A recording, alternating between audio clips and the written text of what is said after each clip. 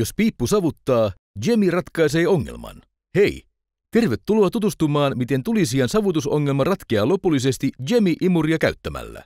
Noudata seuraavassa annettuja yksinkertaisia toimenpiteitä. Aloitetaan Jemi-imurin asennus. Tämä on savuhormi. Ja tämä Jemi-imuri. Ja tässä olet sinä. Hanki käyttöösi metrimitta, sakset, ruuvimeisseli, 2 ruuviavainta koko 10, 1 ruuviavain koko 13 ja jokaisessa pakkauksessa olevat ohjeet. Tässä opasohjelmassa esitetään kaikki asennusvaiheet. Oletko valmis? Ennen Jemi-imurin tilaamista tarkasta savupiippusi muoto. Pyöreä, neliskulmainen tai suorakulmainen. Jos hormia suojaa neliskulmainen tai suorakulmainen savupiippu, löydät pakkauksen sisältä valmiin asennuspakkauksen. Jos savupiipussa on yksi ainoa pyöreä hormi ilman muurattua pinnoitusta, pyydä mittatilauksena tehtävä pyöreä sovitin.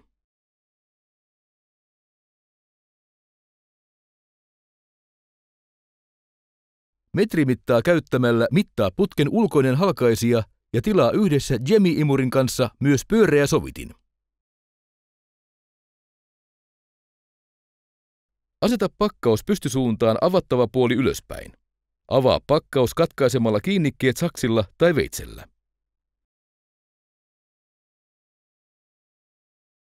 Jemi-imurin ohella löydät pakkauksesta 4 isoa tukilevyä, 4 pientä tukilevyä, asennusohjeet,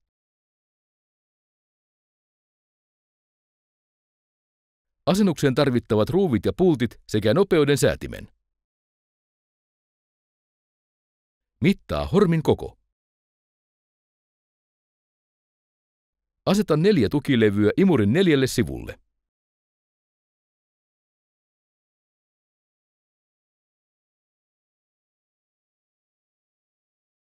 Ota metrimitta ja asemoi suuremmat tukilevyt hormin koon mukaisesti senttimetrin lisävaralla niin, että se asettuu täydellisesti savuhormiin.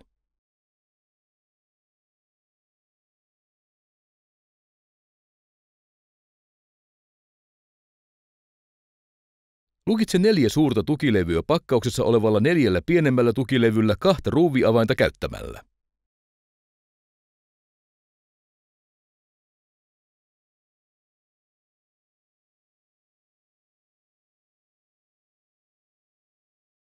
Savupiipun leveyden mukaan pienet tukilevyt voidaan kiinnittää joko suurempien tukilevyjen sisä- tai ulkopuolelle.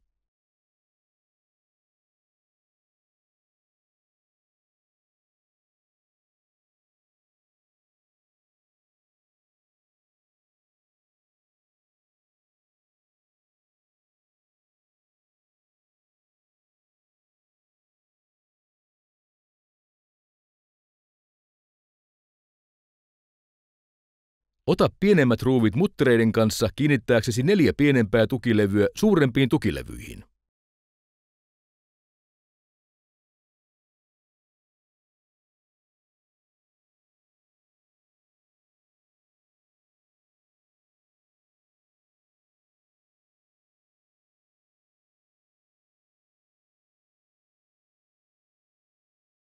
Aseta tukilevyjen aukot Jemi-imurin pohjassa olevien aukkojen kohdalle ja kiinnitä ne ruuveilla ja muttereilla avainta käyttämällä.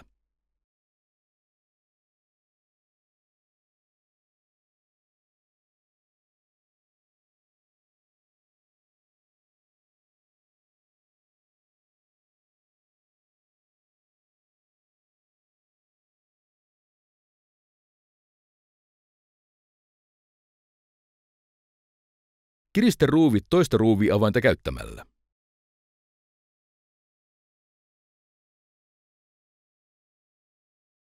Tarkista mitat ennen kaikkien ruuvien kiristämistä.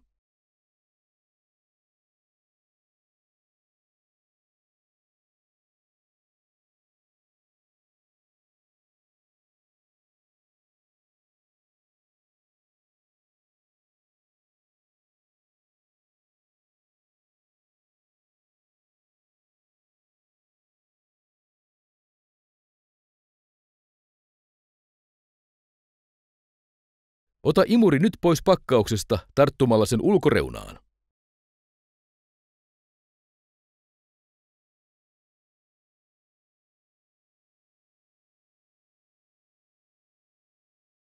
Nyt Jamie-imuri on valmis asennettavaksi.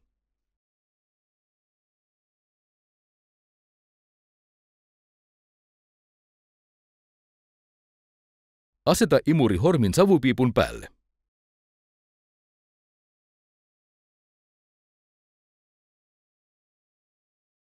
Ota pakkaukseen kuuluvat 2 pidempää pulttia ja kiinnitä imuri savupiipun päälle.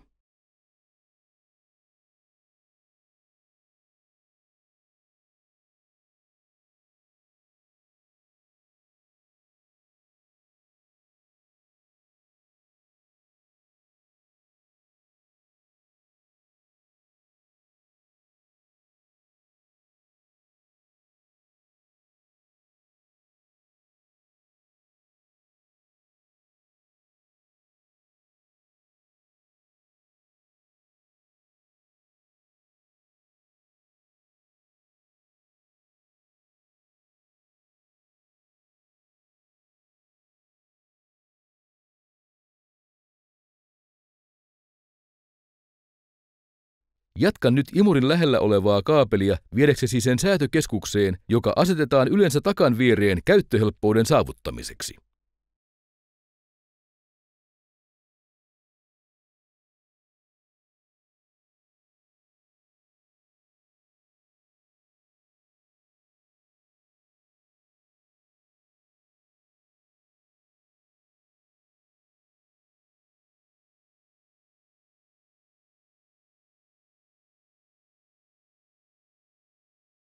Varoitus!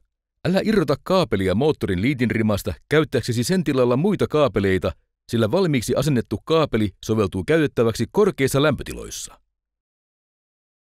Liitä kaapelit nyt keskuksen liitinrimaan. Liitä tähän 2 johtoa, jotka menevät imuriin. Liitä tähän 2 yhteistä maadoitusjohtoa, jotka tulevat laitteiston ja imurin maadoituksesta. Liitä tähän 2 220 voltin virransyötöstä saapuvaa johtoa.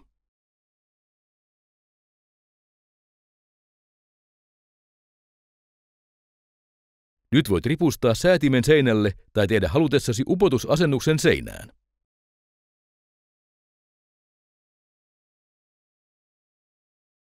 Käynnistä imuri ja käännä säätönuppi haluamasi nopeuden kohdalle.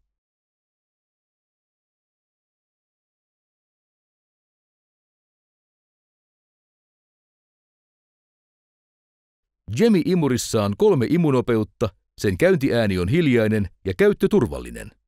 Katkaisimen viereen on asennettu sulake, joka suojaa oikosulkua vastaan.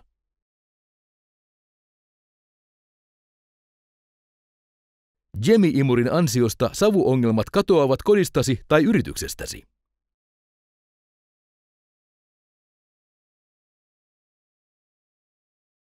Jos savupiippusi muoto on erikoinen, älä huoli. Meiltä löytyy ratkaisu kaikkiin tarpeisiisi. Seuraavassa muutama esimerkki. Jos savuhormi on pyöreä ja se on asennettu neliskulmaisen tai suorakulmaisen hormin sisälle, sulje hormien väliin jäävä tila joko laastilla tai metallilevyllä siten, että imuvoima ei pääse heikentymään. Jos kyseessä on useampi pyöreä savuhormi muuratun savuhormin sisällä, pidennä savuhormia ja asenna imuri pyöreän sovittimen kanssa pyöreän savuhormin ulkoisen läpimitan perusteella.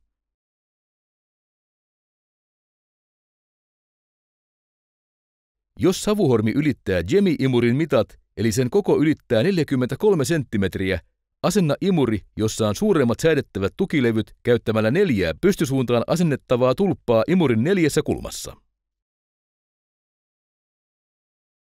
Jos savuhormi ylittää vain yhdeltä puolelta 43 senttimetriä ja on toiselta puolelta alle 43 senttimetriä, asenna imuri pakkauksessa olevia pienempiä tukilevyjä käyttämällä.